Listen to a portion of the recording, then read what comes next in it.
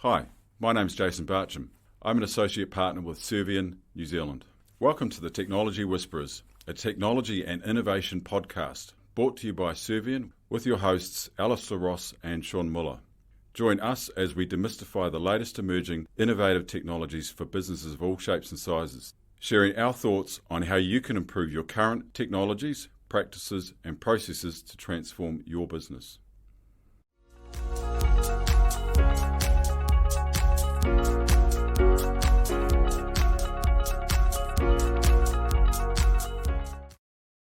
Hello there and welcome along to Technology Whisperers. It is episode number 9 already. I am your host, Alistair Ross, and with me, as always, co-host Mr. Sean G. Muller. Sean, how are you? Good, Alistair. Yeah, we're one episode away from getting a badge for Badge? we get badges for the number of episodes. We hit episode 10, we get a badge. I'm so excited. It's working in McDonald's or something, or you get the little stars on your badge.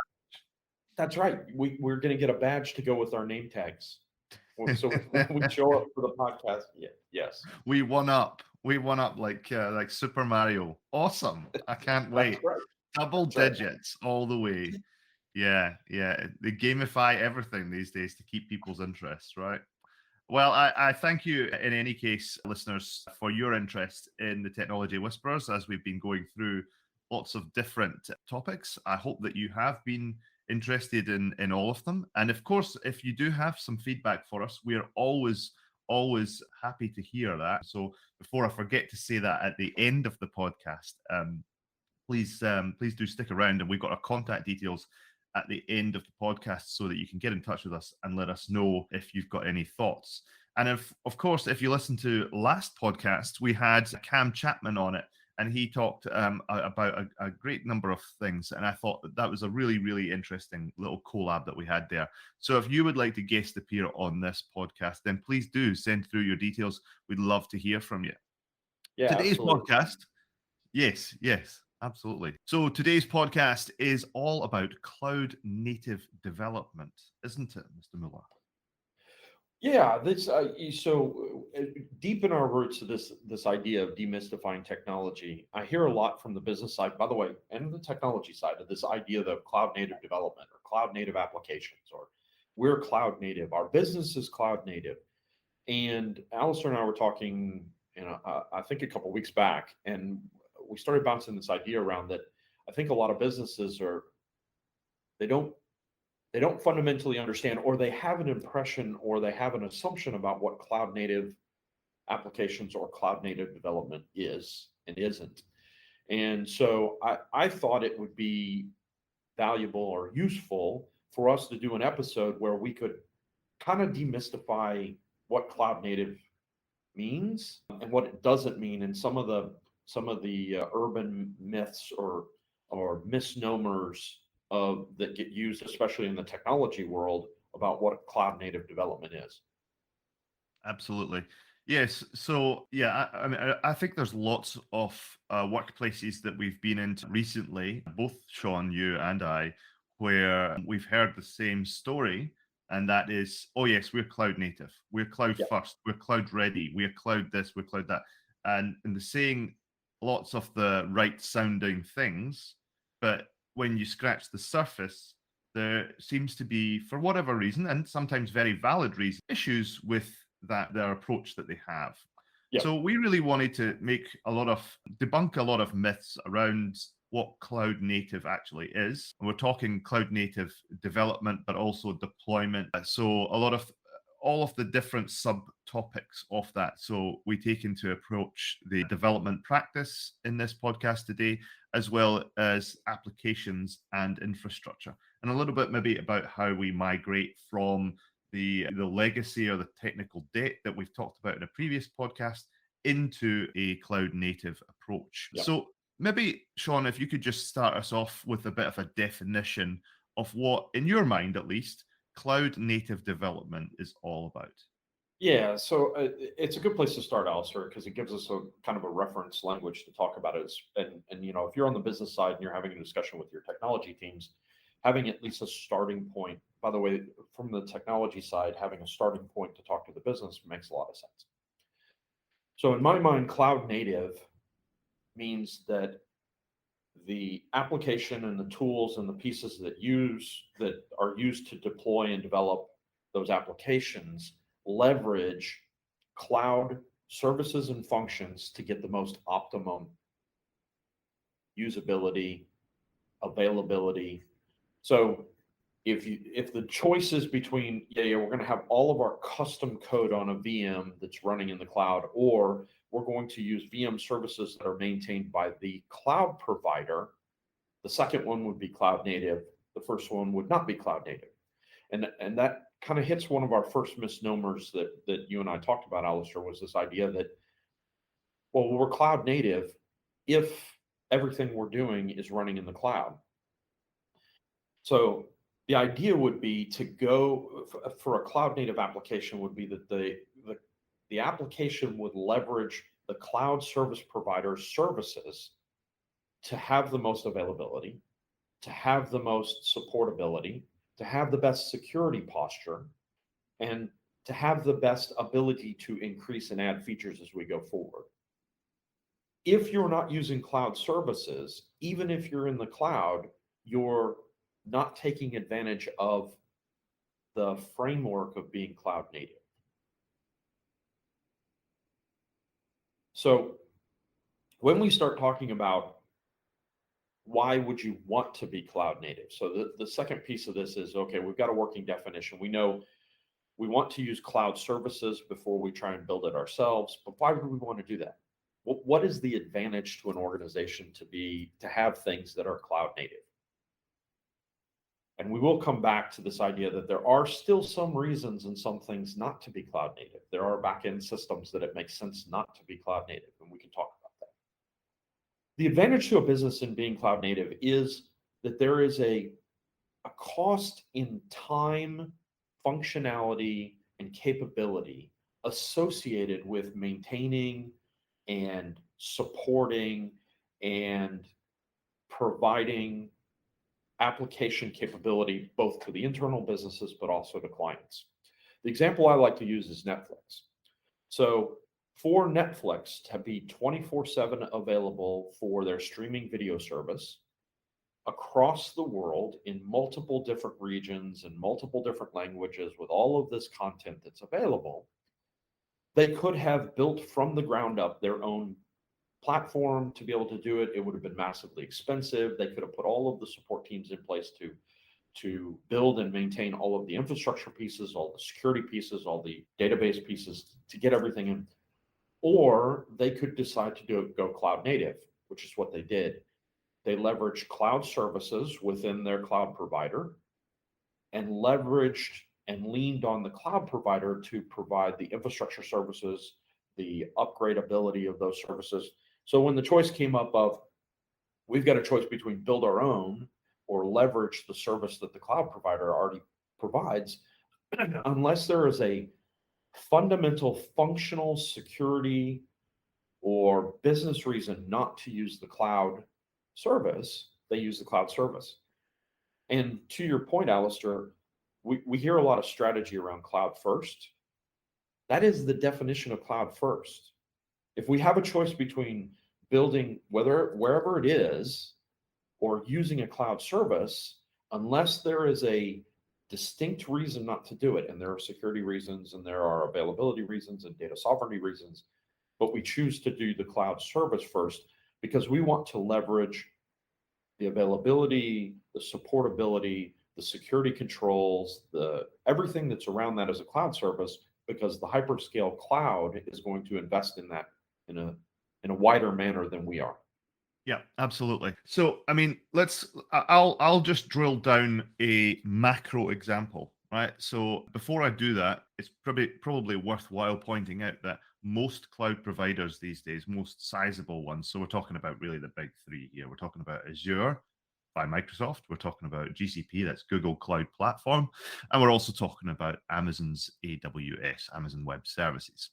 So if you look at, for example, AWS, there are a plethora of services available. Now, when they started back in I think it was 2000 and I think EC2 was 2010, 2011.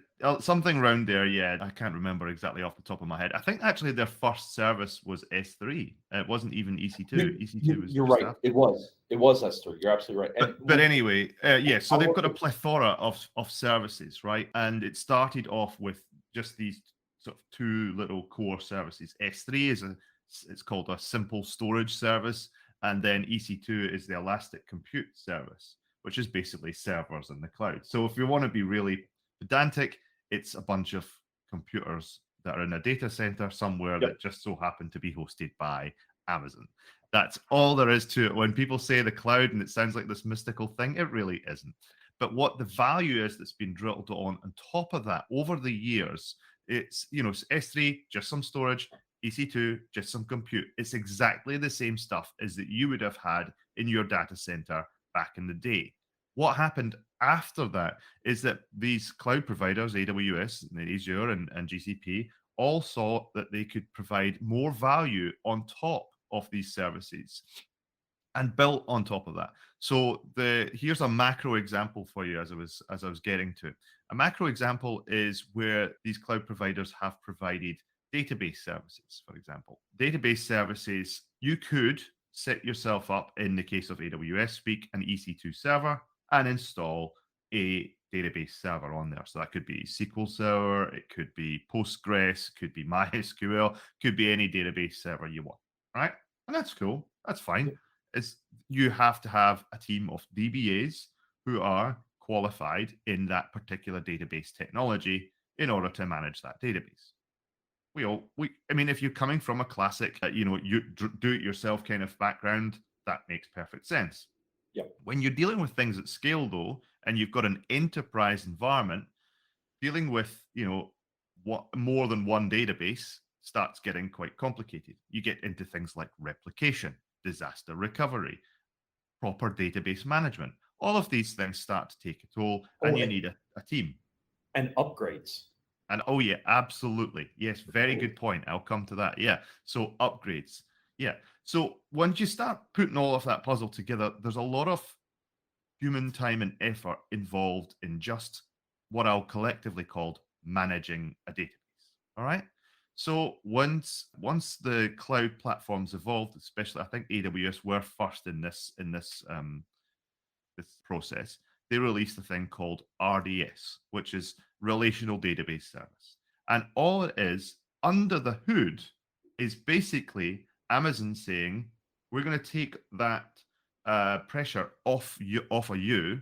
We'll set up an EC2 server, not like a normal server. We will install Postgres or Oracle or SQL Server or whatever. We'll put that on there. We'll set up deduplication, replication to another zone as well, so that your disaster recovery is all sorted. We'll also upgrade that. We'll patch it for security updates whenever it is appropriate to do so. We won't even need your permission because we'll make it flawless. We'll make it, without an outage, really. It's very unusual to have outages. And we'll just do all of that for you. You don't even need to worry about that. You pay a little premium for that benefit, but the benefit that you get outweighs the cost that you're paying. So basically that's become, for most people, a no-brainer. Why would I have to pay a DBA to do all of these things when really Amazon, I can pay them to provide me a server, and the DBA, if I've still got a DBA, I maybe not need all of those DBAs. Don't worry, I'm not talking about downsizing teams here in this podcast. It's not what we're talking about. But that DBA can focus on doing their job, which is administering a database, looking after the tables, looking after the content, optimizing the performance, all that sort of stuff. They don't have to worry about looking after all of the disaster recovery, the replication, the management, the patching. All of that stuff is just handed off to the cloud provider. So that is one of the early services that came along that really started to go, it's not just about servers in somebody else's data center. That's what we were doing back here in New Zealand 10, 15 years ago, right? That's what we would do. We would hire, some companies out there that I won't name to just hold our To stuff. host. Yeah. But we to would host. still look after the whole shebang. We would do all of the management on it pretty much. And that, with the exception of the hardware. So we were just co-locating servers. This is taking all of that away. This is managing it for us. And that's where it really comes into something else that becomes a lot more valuable to a business. Takes away a lot of risk as well.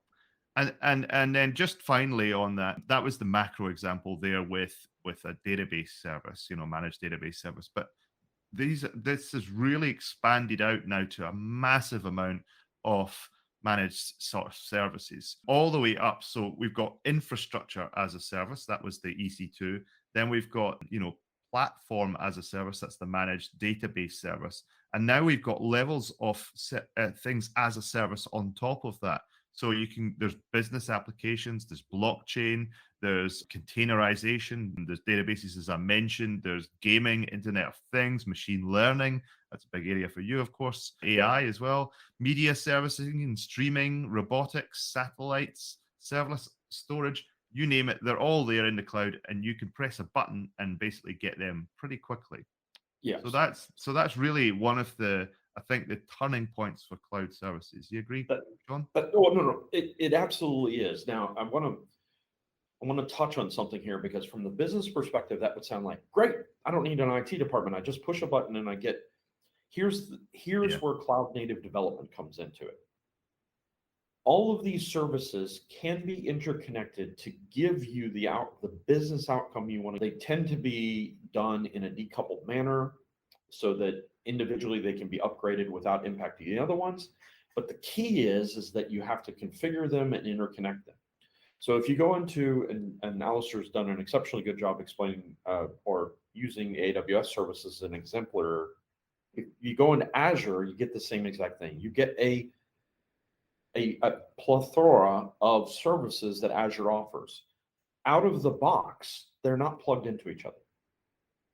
Cloud native development is about going in and plugging those things in together to build yourself a business outcome, and then taking your data specific or your secret sauce and deploying it into those cloud services plugged into the wider services that give you offerings, so that you can provide services to your clients and or services to your internal business.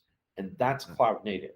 Yeah, that's absolutely. So effectively what you're doing with the teams that you have, or the resources that you have in you're almost redeploying in some cases the skill sets. So if you think typically, I'll go back to the DBA example, these DBAs can change their skills to be cloud-based database people. So they know which, if you think about it, they're given by the cloud provider now the building blocks, the cinder blocks of the technology. And now they have an ability to integrate that with, like as Sean says, all of the other parts. So you take this block from here, you take that block from there, you put them together, and you splice them with your special sauce. That is now the job of the DBA. So no longer is it all about that database management and the patching and all that sort of stuff, which takes ages. That is gone, but now replaced with a job where you can actually optimize your service and really deliver more value through the cloud by being able to integrate all of these different cloud native services. And that's actually, let's highlight that point a little bit, because from the business side, what Alistair and I are talking about is not reducing your technology people footprint. What it is, it's about taking the drudgery, low-hanging work and freeing those people that work in your organization, that understand your business, that have worked with you, that understand how to get the outcomes out of it, and free them up to do the smarter, more business aligned work and get better value out of it. And at the same time, you're reducing the impact to your business by reducing outages, by reducing security. Anybody that's going through any kind of security audit or licensing audit by one of the vendors and have gotten this great big giant bill at the end that says, hey, we need to upgrade 150 servers, we need to upgrade 32 databases, We need to rebuild all of these Java applications because they're all running on a deprecated version of Java, knows that trying to maintain all of that infrastructure yourself, unless you're a technology company inherently, is very costly. And then you have to start making trade-offs. And if anybody that hasn't heard our technical debt podcast, I think it was number 2. Was it number 2 or number 1? I'll take your word for it. It No, it wasn't number 1. Was it number 2? No, number 1 was our introduction. I think number 2 was security, and then maybe number 3 was tech debt. No. Security was 3, so I think it was 2. Must be 2. Okay, so if you haven't listened to our tech debt episode, go back and listen to it. It's very enlightening. You can make choices to make good technical debt choices. And this is one of those choices. You get this big bill that we've got to pay licensing, we've got to upgrade, we've got to redevelop applications, all to meet security and deprecation and supportability. And so you begin to make technology trade-offs. One of those trade-offs could be, hey, rather than us continuing to do this for the rest of our existence, where every 3 to 5 years we're having to do this massively expensive, we can choose to change that to an OpEx model where we're paying on a monthly service to have AWS do it or to have GCP do it for those technologies that they have built nice services for them, that we have a web interface to consume them, and we can configure them and plug them into our secret sauce and get the outcomes we want. And that really is the choice for cloud native development. Yeah, 100% agree. I mean, it's worth noting, I think that when cloud started coming along or into the proper public psyche, I think that was probably about 10 years ago plus now. I think it was fair to say there was a lot of FUD at the time that there was a lot of FUD full stop about cloud, both pro cloud and also negative cloud. People saying bad things about the cloud, probably a lot of it brought by the on-prem or the co-location service providers here in New Zealand at the time. But regardless, one of the pro things, I guess, was that the cloud will save you money. And I think that needs to be dispelled, because it's still, I hear it every now and again. I still hear, oh yeah, but I'm going to save money with the cloud, aren't I? The answer is no, not necessarily. You might be lucky, but and this is probably a podcast of its own, and it's about financial operations and financial modeling of cloud services. Total cost of ownership. Yeah. So what you have to do is you have to look and be very honest with what your TCO is right now. If you're doing things on-prem, you're not doing anything in cloud, or maybe you're hybrid cloud at the moment, or a number of different scenarios, right? So take that total cost of ownership. So that's staff costs, that's licensing costs, that's power costs, the operational costs, the networking costs, upgrade and replacement costs. Yeah. Hardware costs. Yeah. Everything, all of that. You really, really have to concentrate on what all those costs are, because a lot of them, I bet it's very easy to overlook them because you have FTEs in your organization that kind of might mask all of that work. But then you have to translate that over into cloud, right? So you need to understand both the costs of what your current state is and what your target state is. And don't just say, oh, well, because I can buy one of those things in the cloud, OpEx-wise, that's going to cost me X per month, and that's my predicted cost. There is a lot of cases where bill shock comes in after a month or 2 or 3 or 10 in the cloud when realizing that there are different things. So let's touch on this one, because I do actually, because by the way, Alistair, I completely agree with you. I remember in the 2000 teens having those discussions where, I heard chief architects at the time and enterprise architects at the time saying, oh yeah, move to the cloud is like when we virtualized. So virtualizing in the early 2000s was all about cost savings. We had 20 servers. We could virtualize that down and run it on 2 servers. So we got rid of 18 servers. That's a cost savings. And so what they said was, the move to the cloud is like virtualization. It's going to be a cost savings. That's not correct. But there is a nuance to this that I think is worth talking about. And the nuance is when we begin talking about cloud native development, one of the major services, one of the differentiators between cloud and what I would typically consider to be managed co-location is that the cloud providers have built this interface that is easy to operate in and programmable in a way that you can get value out of it. What I mean by that is you can decide to turn services off when no one is using them. And programmatically, you can make it so that when somebody reaches out to use a service, it turns the service on, provides the service to the customer, and then when they stop using it, it turns it back off. When done that way, you can save money. This is the inherent problem with people that say, yeah, we've taken all our stuff and moved it to cloud, so we're now cloud native.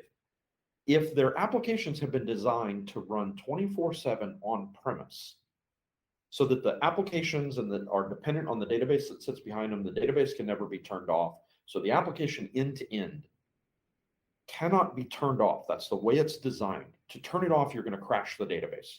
And there are many applications in enterprises today that that's the case. The reason that's not cloud native is because they're not decoupled and using the cloud services, you can't get the cost savings associated with turning the bits and pieces on and off when you need to. Yeah. So cloud is very much a consumption on usage, on demand kind of model where, cloud native, that is, just to be clear. Whereas, the old school way of thing is an always on kind of model. Right. And then this is starting to get into the real details of what cloud native is. If we take it to the next stage, so I've talked about platform as a service with that managed database macro example, but then into the next sort of phase of cloud native, things like API services and, AWS has one. I'm going to AWS. Sorry, with my fallback of AWS knowledge, but Servian does both GCP, AWS, and Azure. By the way, that had to do a little plug there. But anyway, with things like Lambda, for example, that's a programming interface which is event driven. So, for example, you only get charged, and of course, Azure and also GCP have their equivalent of this thing. But basically, all that is a very small microcode type service that accepts an input and delivers an output. So that the input could be an event which is triggered from somebody going on a website, for example, right? And is quite typical. Or clicking a link. A link, anything, really, anything you can think of. So this user goes on to a website, clicks this link, and then that triggers this, in this case, a Lambda function, right? Small micro piece of code that then goes off and does something else. And it might look up some sort of NoSQL database or something else. It'll do something in the back end and then return a result, okay? The good thing about these microservices is that they are triggered only when requested. So they're only used on demand. And that's very important because when you see that, the whole cloud system starts to become clearer. It means that when that button is pressed by the user, when the value is needed by the user, then you're charged for that service. You are not charged 24/7 for that service. You're charged on the consumption of that service. It's a really important point about modern cloud native services. A lot of them now are becoming microservices for this reason. And in fact, with the likes of Lambda, you get I think it's 2 million function calls for free. So they've got a free tier that you can make these calls and utilize the service for that amount of calls. So in some cases, if it's a really lightweight service that your customers are maybe only making 100,000 calls per day or maybe even less, then you'd never get charged for it. But that's an example of where the cloud native is really going into the next level of consumption services. It's all about the consumption on demand services rather than having these monolithic servers that are always on in the cloud. Yeah. So from a business perspective, when you start having discussions about being cloud native and the advantages of it with the technology departments, and you start asking questions, and the answers coming back are, well, we're all on cloud, but we manage our own databases running on our own compute instances on the virtual machines in cloud. Those are red flags. So the follow-up question is, could we use the cloud provided database services? Is there a reason why we're not using the cloud database services and getting advantage out of that?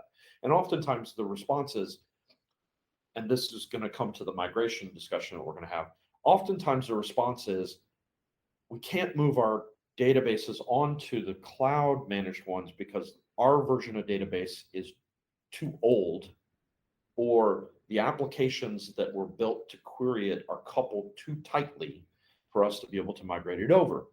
And so what's happened is the choice to migrate to the cloud has been to do a lift and shift, or let's turn off the virtual machines on premise and basically copy them up to the cloud and turn them on in the cloud, and we can say we're cloud native. There are many ways to approach that migration. One of the ways is that you can redevelop your applications and databases on the cloud, and then when you're ready, cut the services over to the cloud. Oftentimes, to Alistair's point, there's a sticker shock associated with that. But the reality is that you're not comparing to apples. If you actually look at the total cost of ownership for running those applications on premise, and you're honest about those costs, suddenly the cost to redevelop something and place it on the cloud is not a tenfold more expensive than maintaining what you have currently. And in fact, the risk associated with it and the cost associated with the risks of maintaining on premise actually becomes fairly expensive and can oftentimes be more expensive.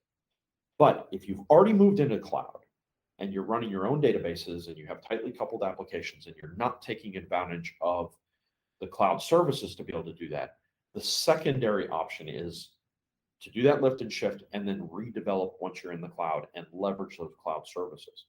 And there are entire YouTube channels about migrating to the cloud, best practices, architectures to follow, project plans that you can follow.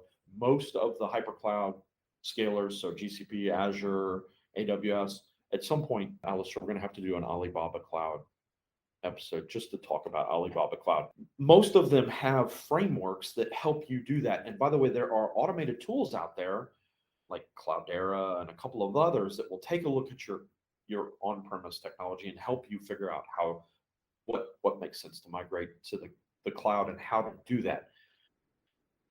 But thinking about it from the business side and thinking about this idea of we want to be cloud first, we want to do cloud native development, you need to be asking the question of the technology, what is your roadmap to get us to be using cloud services instead of having to build and maintain it?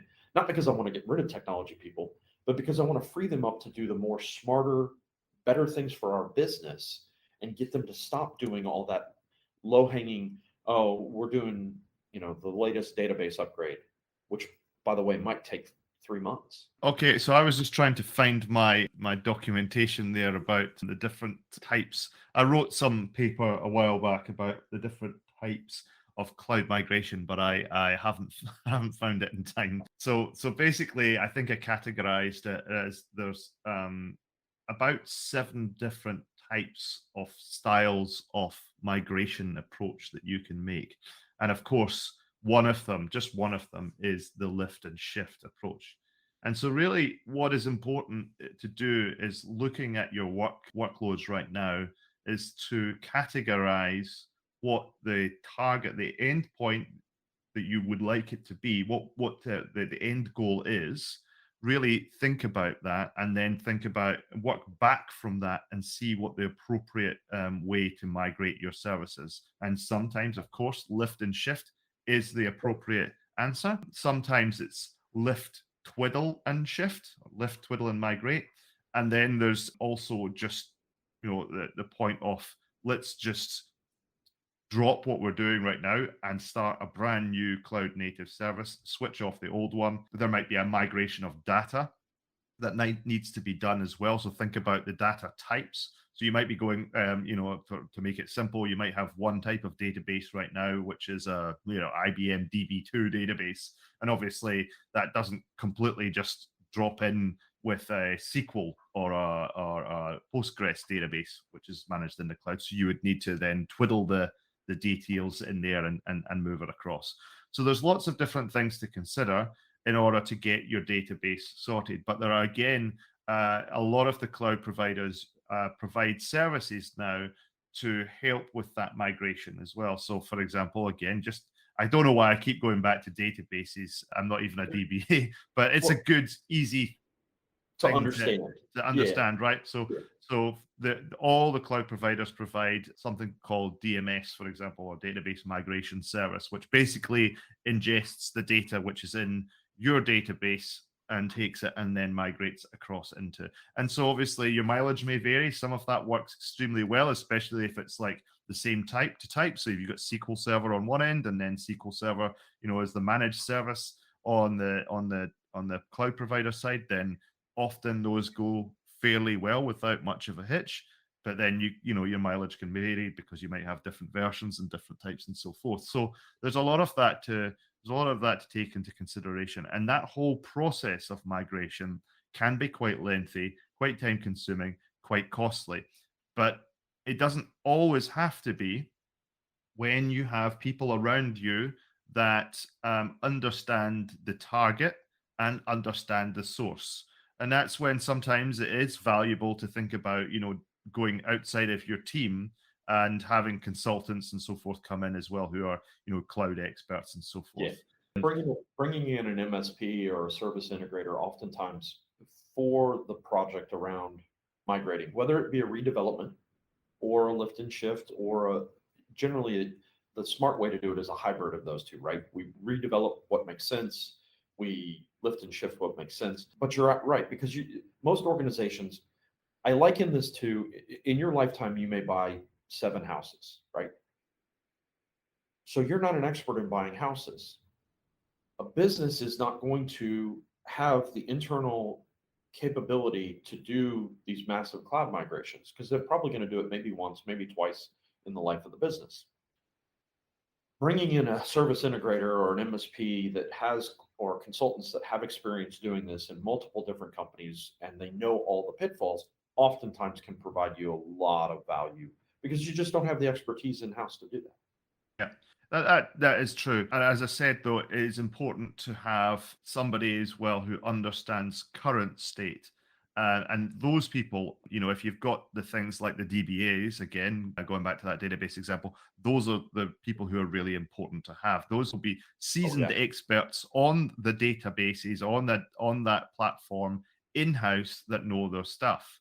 So those people are really key to being involved in that migration process. So even if you do go out to MSP, a vendor or whatever, having that person or those people talk to that person, that provider in part of that migration is pivotal to the success. So watch out for your migration provider. Ask them that question when you're going out to vet, to tender or whatever for a migration.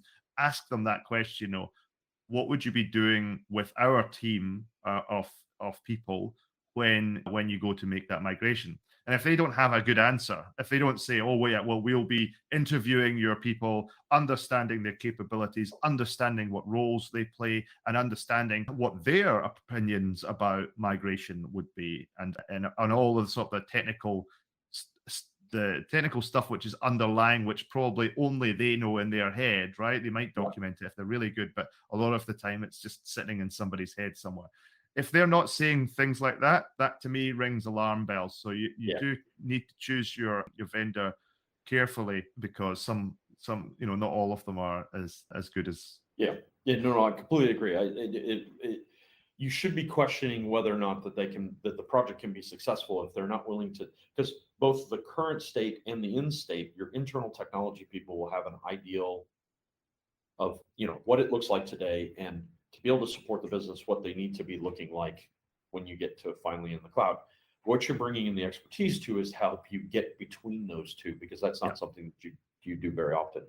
Yeah, So it's also really important as well that that vendor brings the team or the individual along for the ride and helps educate to what the end state will be and then how to operate that end state, especially if you're not going to be relying on that MSP going forward. It's yeah. really important that that MSP are not going to hold you to ransom over the platform that they're putting in for you and kind of have it as IP, right? So the last thing that I want to talk about is how do you know what good enough looks like? Hmm. So from a business perspective, if we've gone cloud native, what is it that the things that you should be asking your technology department? And by the way, the technology department, these are the things you need to be highlighting. If you're telling the story about how you've successfully done your cloud migration and you're now cloud native, these are the things that you need to be highlighting. The questions from the business are, how quickly can we pivot and change when our customer or client needs change? So if the business needs a different viewpoint or a different feature within an application, how quickly can we respond? Can the development teams respond to that? Can they do it very quickly, or is it a 9 to 12-month project because we have a lot of proprietary databases that are running in the cloud, proprietary monolithic application builds, again, running in the cloud, that can't pivot and take advantage of the services, many of which have to do with application development within the cloud, to be able to rapidly give you better outcomes. Can we turn stuff off when we don't need it? Is there going to be a negative impact? Can we turn off whole layers and get cost savings because we know we're about to go into a 4-day weekend where nobody's going to be accessing our services? Can we turn them off? Can we programmatically turn them off in such a way that they turn themselves back on if somebody needs them within a short enough period of time that that person can get good service? So one of the things we look at in containerization is that we might reduce the containers down to one, and then as soon as that one gets hit, we automatically spin up another one. And as soon as that reaches a certain level of fullness, we open up another one. And all of that is done automatically. If people have to be involved to do that. So if the answer from the technology team is, well, yeah, we can do that, but somebody's got to log into the system to turn up the next one, that needs to be, again, a red flag. You're not taking advantage of the services that the clouds are offering. On the technology side, you guys need to be touting this. If you have this capability, you need to be storytelling it to the business. You need to be highlighting it to the business. Hey, we can do this for you. You want to turn stuff off? We can turn it off. We can downsize it to reduce costs while still giving you the service that you need when you need it. We can add new features. We can upgrade parts of the stack to be able to support new capability. You want to add a new product to the web page? We can do that in minutes rather than days. And all of those things are driven by leveraging cloud native services to be able to give those outcomes. Yeah, I think it's probably a point in time as well to point out security as well. The security of cloud-based services in general has come a long way since the beginning times of, like 2010, 2008, or whatever it was that, AWS first started out. And, we really are in a much more mature model where the security defaults are set to higher level, more sane defaults rather than looser levels of security, which used to be the norm. However, that said, anybody who's spent any time with any of the cloud providers, you cannot just switch on a service and then expect it to be secure. So bear in mind that the cloud was always a permissive sort of service. It's always provided for web services. It's in AWS's name, right? Amazon Web Services. So a lot of the stuff is still geared to provide services over a public internet. And often when you're doing business, you want, certain areas of your service to be completely excluded from the internet. You do not want them anywhere near the public, right? You want that information closely guarded, closely away from the internet. Okay, you might have some web servers over here that provide some, the front end services and all that jazz. But everything else, all of the other infrastructure, you want to make it super secure, super away. So it's very important that you consider your security model at the beginning. And I always say this because I've got a security hat on, right? I'm always a security first person. You must think about the design of the architecture of your cloud solution with security at the beginning. If you do it at the middle or near the end, or even after the end, if you've deployed already, and then start thinking about security, it's an elastoplast over an elastoplast. You're going to have to make decisions that will break things, and then you'll have to, it's just a mess. Always think about it at the beginning, right? Okay, security first, and then everything will flow on from there. So having a good security team, if you're a larger enterprise, is always good, and they need to be brought up to speed with how to develop things in the cloud securely. Or if you don't have that luxury, then obviously having a good security provider or a good MSP that has a strong security capability, especially in the cloud, is really, really important.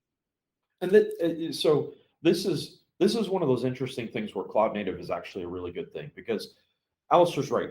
By default, many of the services are wide open. However, the cloud providers have built services and they've built configurations that are very easy to implement on those cloud services that can make them secure. A good cloud native development, a good cloud architect takes those into account as part of the fundamental foundations of what you're building in cloud. And in fact, if you're in the process of moving to the cloud now and you're just now getting your foundations in place, you should be asking, what are the security things that we're putting in place with our cloud foundations, so that everything that we move in, everything that we take advantage of from a cloud native perspective, is by default in the beginning using security services that are inherently built into the cloud. It is equivalent to having that database as a service and choosing to do the database yourself.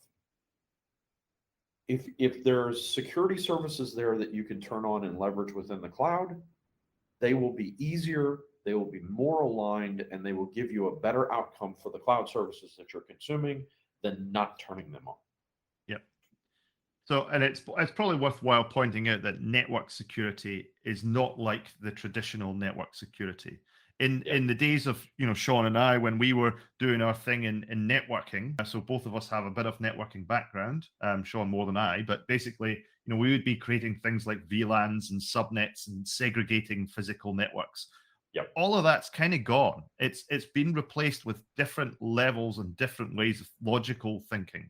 So for example, all of the networking is software defined these days. And when I say software defined, I mean literally all of the networking in the cloud can be defined by code. And all of the services that you can define as well are defined by code. So when we start to think about that way, Sean mentioned a few moments ago about how, you have containers, for example, holding the services that you have, and you'd spin them up and spin them down as per requirement demands. Well, all of that is driven by this infrastructure as code, right? So you have a routine of, a small routine. Usually these aren't long-winded pieces of code. These are very small pieces of code generally that say, okay, fire up these servers and then spin them down after utilization of X. And so there's different platforms for writing those, but there's a short amount of different platforms. So having those platforms, it's key to be thinking about security within those as well. So it's about defining which way of networking, which way of securing this platform at the deployment of and instantiation of each instance at that point so that you're driving it secure every single time.